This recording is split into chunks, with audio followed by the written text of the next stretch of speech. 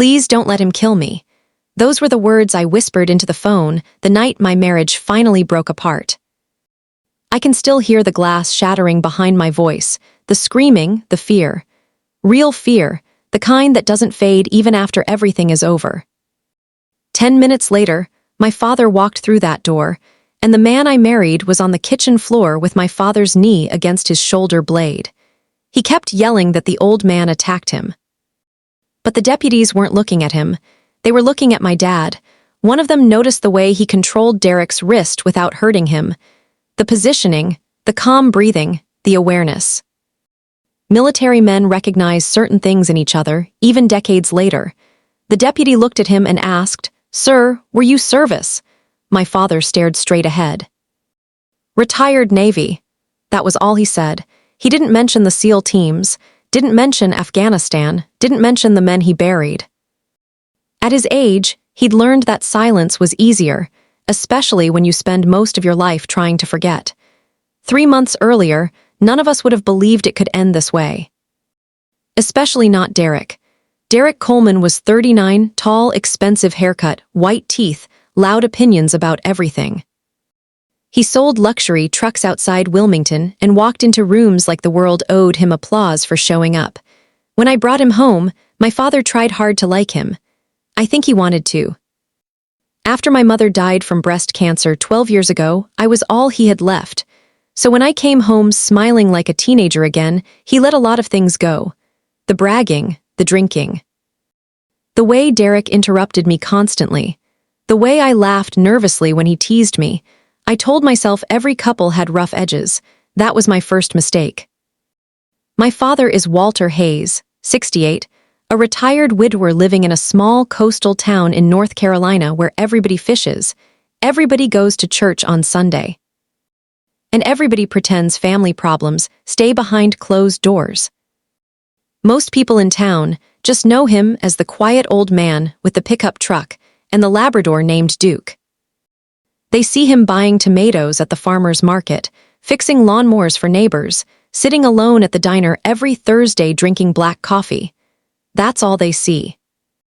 He spent 26 years inside naval special warfare. By the time he retired, he'd had enough noise, enough funerals, enough adrenaline for several lifetimes. Peace became precious to him. I don't think either of us realized how much that peace was about to matter. I first noticed something wrong at Thanksgiving, 2 years before that night. I'd always loved cooking with my mother growing up: sweet potato casserole, homemade rolls, pecan pie. She taught me everything. That Thanksgiving, I overcooked the turkey a little. Nothing dramatic. Derek carved one slice, smirked, and said loud enough for the table to hear, "Well, good thing you're pretty because you sure aren't winning Top Chef." Everyone chuckled awkwardly. I laughed too.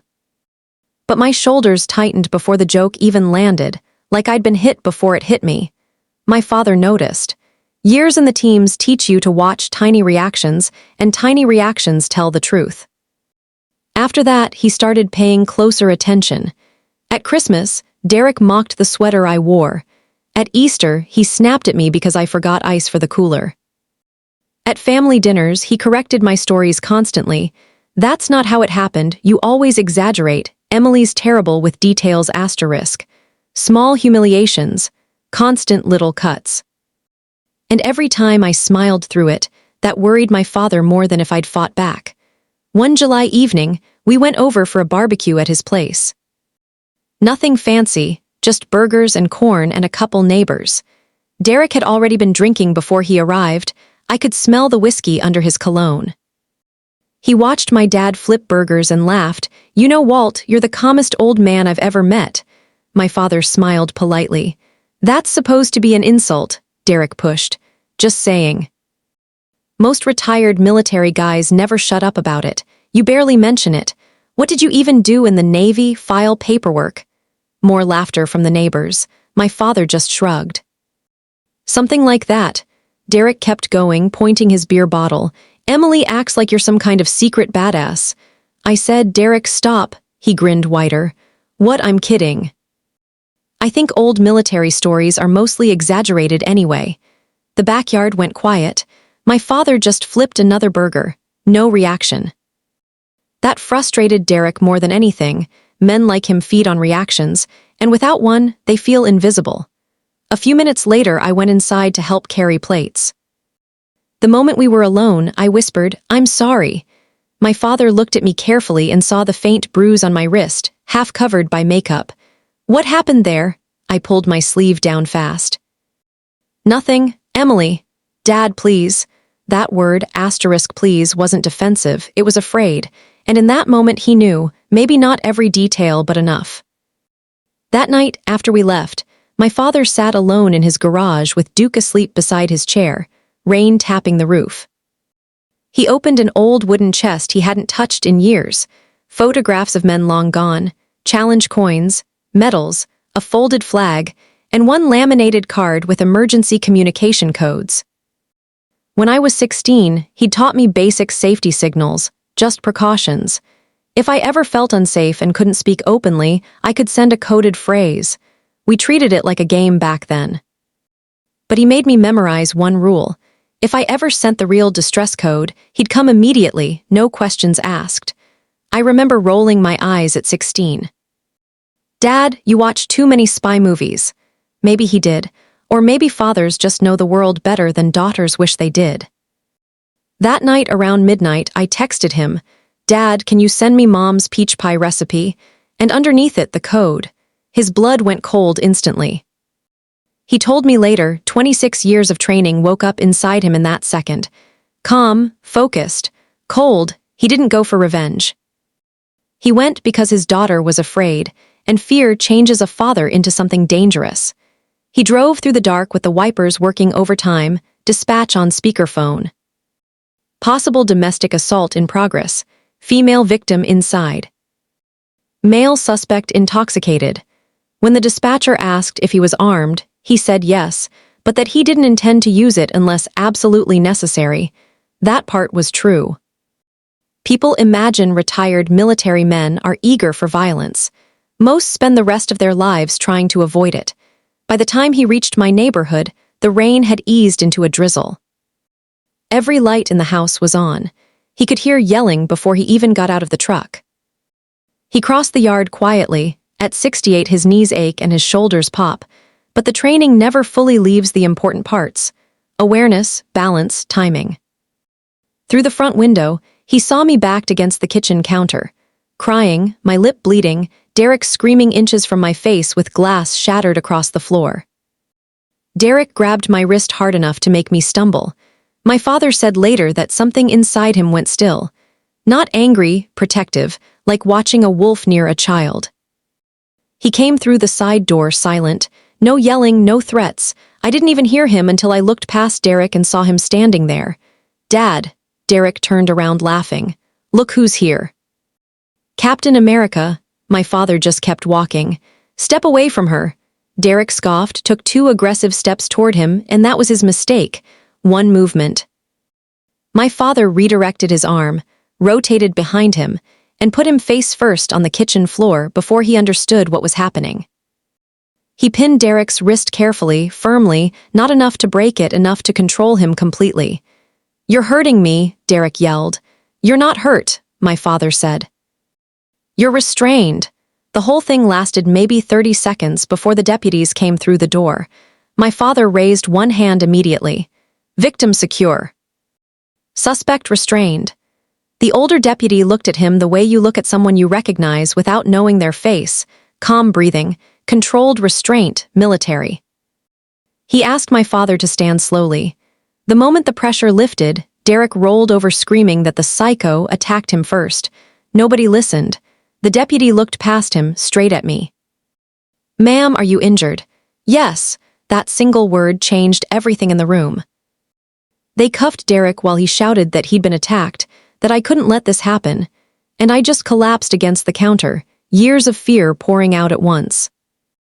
My father wrapped a blanket around my shoulders, the same way he used to after thunderstorms when I was little. "It's okay. You're safe now." I clung to him, and I think that nearly broke him, because fathers always think they'll recognize when their child is suffering. Sometimes it grows quietly, right inside the family, and nobody sees it until it's nearly too late. I stayed with him after the arrest. Neither of us talked much at first. I slept in my old room, faded horse posters still on the wall, the same quilt my mother sewed years ago. The first morning, I came downstairs in one of his old navy sweatshirts, my lips swollen and purple in the daylight. "Sorry," I whispered. He frowned. "For what? For all this?" That answer told him everything about how long I'd been trapped. Victims apologize for surviving. He sat across from me and said, "You don't owe me an apology, sweetheart." I told him I should have left earlier. He said, "Maybe. But fear makes people stay in bad places longer than they should." Then I said something that I think shattered him. "I didn't want you to think I failed." He went quiet because the truth was, part of that was on him too. He hadn't been an easy father after my mother died. He kept busy instead of grieving, fixed engines, cleaned gutters, mowed lawns twice a week, anything to avoid sitting still long enough to feel lonely. I was 24 then, heartbroken, still needing him, and emotionally he just wasn't there.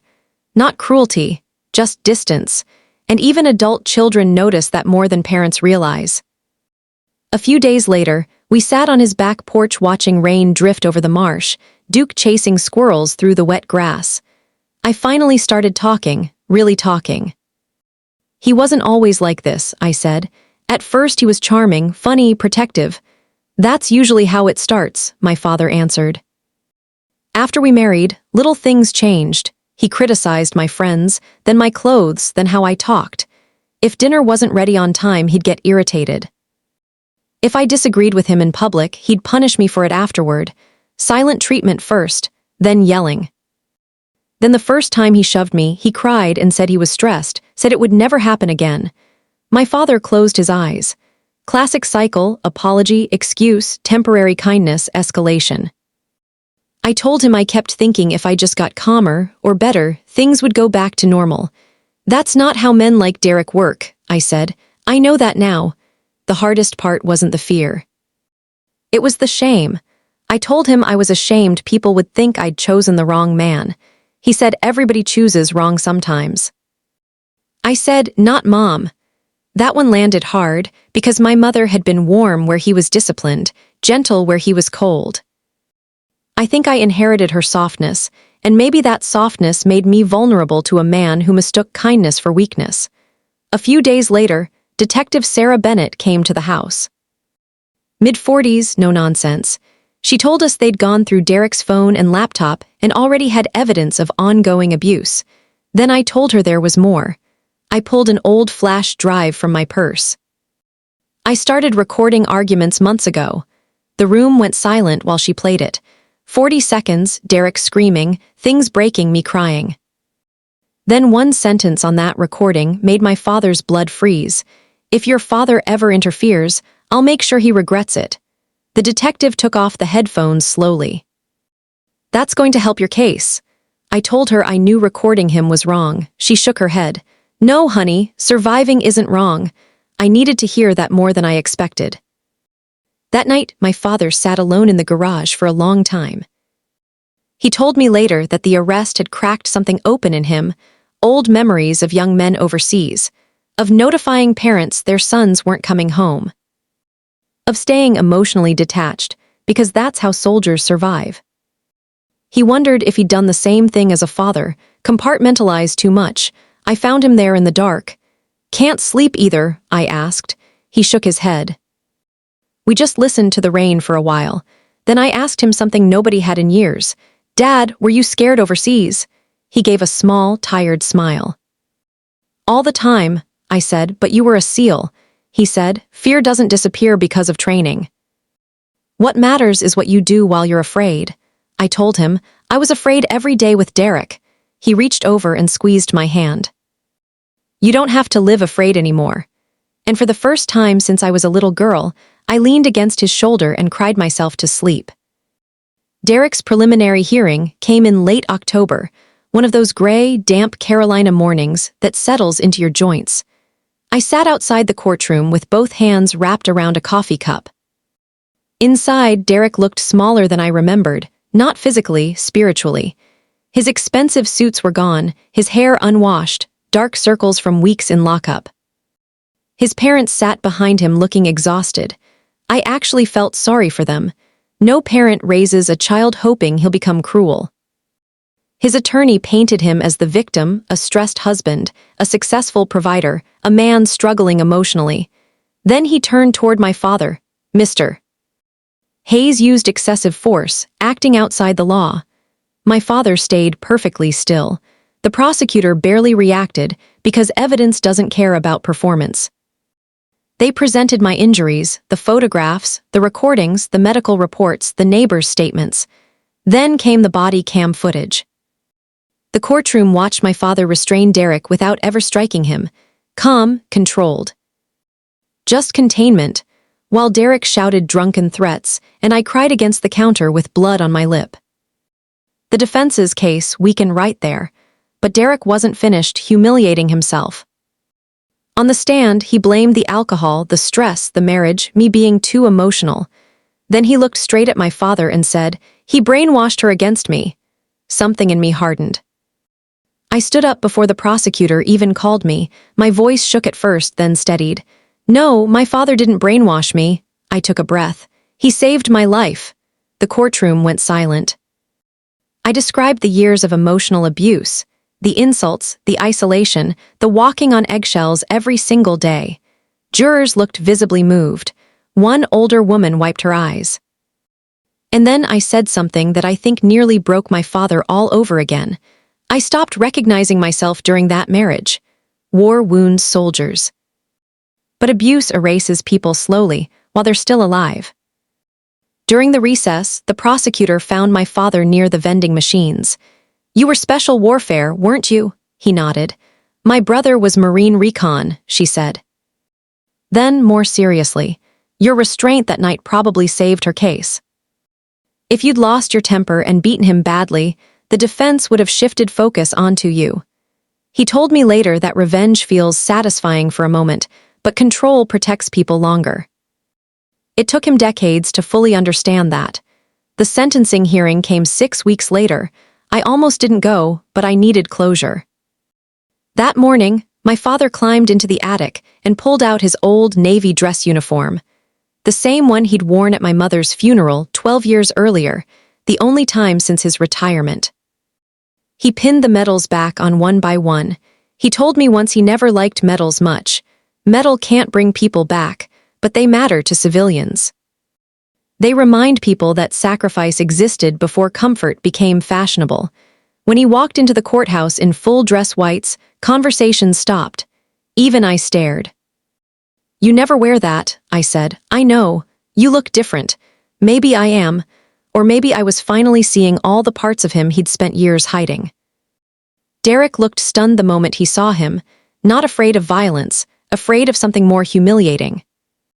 The quiet old man he'd mocked at barbecues had carried burdens Derek couldn't have survived for a week. The judge asked if my father wanted to make a statement.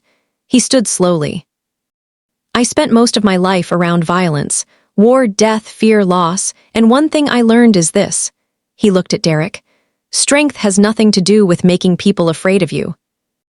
Real strength is protecting people who can't protect themselves, especially family." Then he said something that surprised even me. "I don't hate Derek. I hate what he became. I hate what he did." But hatred spreads damage forever if you feed it long enough. I'm asking this court for accountability, not destruction. The sentence included prison time, mandatory alcohol treatment, domestic violence rehabilitation, and a permanent restraining order. As the deputies led Derek away, he stopped near the exit and looked back at me, eyes filled with tears that weren't manipulative this time. "I'm sorry," he whispered. I didn't answer. I just held my father's hand while Derek disappeared through the doors. And for the first time in years, the fear in me was finally gone. Winter passed slowly. Healing at our age, or even mine, doesn't happen quickly. Not recovery, not trust, not forgiveness. Everything arrives one careful step at a time. By February, the cold gave way to softer mornings, and I started rebuilding pieces of my life. I found a small apartment above a florist shop, run by an elderly widow named Diane. Not fancy, but safe and quiet, sunlight filling the kitchen each morning. Safety becomes beautiful after chaos. I started working part-time at the public library. I worried people would whisper about the trial, but small towns can surprise you. Most people, especially older women who'd lived long enough to recognize pain when they saw it, treated me gently. One afternoon over coffee with my father, I admitted, I thought everybody would judge me for staying. He said, most people over 60 have survived something painful. That changes how they see others. I told him I still felt embarrassed sometimes. He said, that feeling may stay a while. But shame fades faster when it's exposed to love instead of secrecy. My mother used to say things like that. Funny how marriage leaves pieces of people living on long after they're gone. My father changed too. For years he'd isolated himself more than he realized, hardware store, fishing pier, television, sleep, repeat. But after everything, the silence stopped feeling peaceful. It felt lonely, so he started reconnecting. A retired Marine named Curtis got him going to Wednesday breakfasts at the VFW. He resisted at first, too many memories, but he went. He told me old soldiers laugh more than people expect. They talk about grandchildren, bad knees, boats that won't start, very little about combat. Veterans don't spend their old age reliving glory. Mostly, they spend it appreciating ordinary peace. One morning Curtis told him, "You seem lighter lately." He thought about that the whole drive home. Maybe he was. That spring, I brought my son Noah over for Sunday dinner. He's 10, skinny, missing a front tooth. Derek had rarely let him visit his grandfather alone, said he was too old-fashioned. Now Noah ran through that backyard like he owned it. We sat by the lake fishing for bluegill, dragonflies skimming the water. Noah asked my father, "Mom says you tackle Dad like Batman." My father laughed. "Your mother exaggerates." "No, she doesn't." Then Noah went quiet and asked the question every child eventually asks, "Why was Dad so mean?" My father looked out over the water.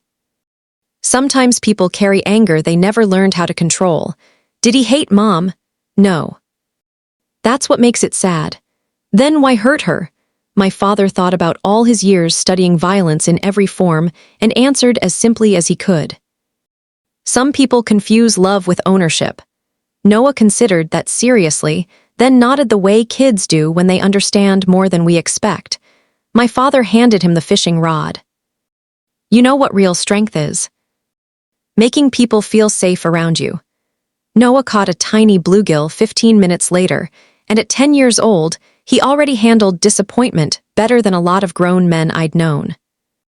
One evening that summer, I arrived at my father's house with an envelope, no return address. We both recognized the prison stamp. Derek. I sat beside him while he opened it. Handwritten messy, no excuses, no self-pity, just honesty. He admitted his drinking, his insecurity, his need for control, his shame. One line stood out. I spent years trying to feel powerful by making other people smaller. My father said that told him remorse might actually be real, or at least beginning. I asked him, "Do you forgive him?" He folded the letter carefully. "I don't know yet." Then I said something that nearly brought tears to both our eyes. "Thank you for saving me." He looked at me, healthier now, stronger. Still healing, and told me later he realized something important. He hadn't saved me alone. I'd saved myself the moment I asked for help. Not everyone does. That takes courage too. A few Sundays later, our family gathered again at his table. Fried chicken, mashed potatoes, cornbread, the kind of meal my mother used to make when money was tight but love wasn't. Sunlight came through the kitchen windows while Noah laughed at something on TV, and for the first time in years I felt peace. Real peace. Not survival mode, just peace. Watching my father at that old wooden table, I finally understood something it took him nearly 7 decades to learn, and that he passed on to me far sooner than he ever expected to. Strength isn't winning fights. It isn't even just surviving pain. Strength is answering the phone when somebody is afraid. It's staying calm when anger would feel easier. It's protecting people without losing your humanity in the process. And sometimes, strength is allowing yourself to heal, too. If this story meant something to you tonight, If you've ever loved someone through pain, or protected your family, or learned hard lessons later in life, share it with someone who might need to hear it. And remember, it is never too late to choose kindness over control, peace over pride, and love over fear.